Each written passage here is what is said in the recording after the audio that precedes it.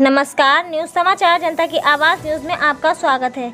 पसमानदा मुस्लिम समाज के राष्ट्रीय अध्यक्ष व पूर्व मंत्री अनीस मंसूरी ने कहा कि कांग्रेस पार्टी आज भी पसमानदा मुस्लिम विरोधी सिद्धांत पर चल रही है। उन्होंने कहा कि कांग्रेस पार्टी के नवनिर्वाचित अध्यक्ष मल्लिकार्जुन खड़गे ने पार्टी की स्टीयरिंग कमेटी के 47 लोगों की सूची जारी की है। उसमें मात्र 3 मुसलमान हैं या तीनों सदस्य अशराफ या उच्च मुस्लिम जाति के हैं।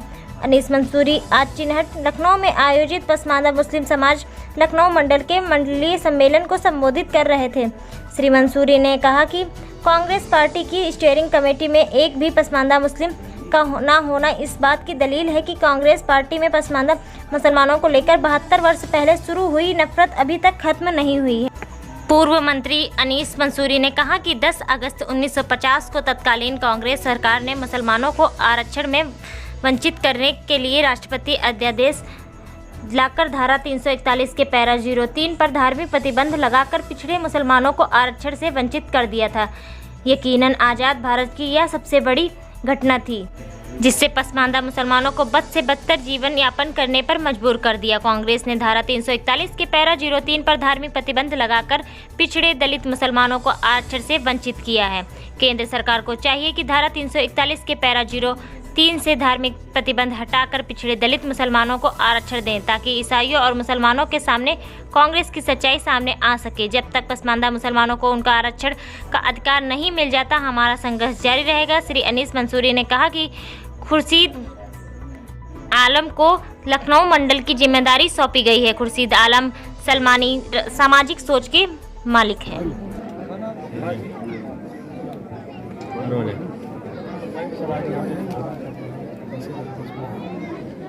देखिए, आज खुर्शीद आलम सलमानी साहब के नेतृत्व में मंडल के अध्यक्ष हैं हमारे, उनके नेतृत्व में आज यहाँ मंडलीय सम्मेलन का आयोजन किया गया है और इस सम्मेलन के माध्यम से हम ये बताना चाहते हैं पसमानदा तबके के लोगों को जागरूक करना, उनको संगठन को मजबूत करने के लिए तैयार करना, पसमानदा तबके के लोगों के अंदर एकजुटता पैदा करना, पसमानदा समाज के लोगों जो गुमराह किए जा रहे हैं लोग उनसे सचेत करना।